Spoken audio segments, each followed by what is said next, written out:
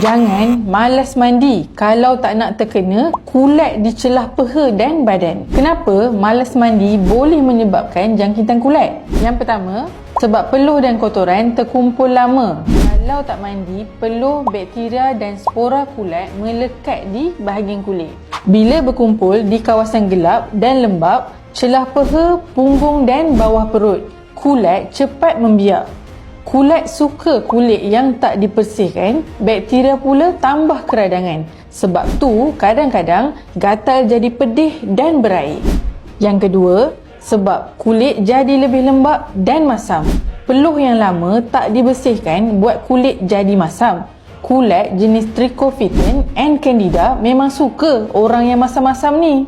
Yang ketiga, sebab tidur malam dengan peluh semalam buat kulat lagi cepat merebak. Contoh, orang yang balik kerja pada waktu malam terus tidur, tak mandi. Nak tahu cara hilangkan kulat ni? Komen nak dan tengok video seterusnya.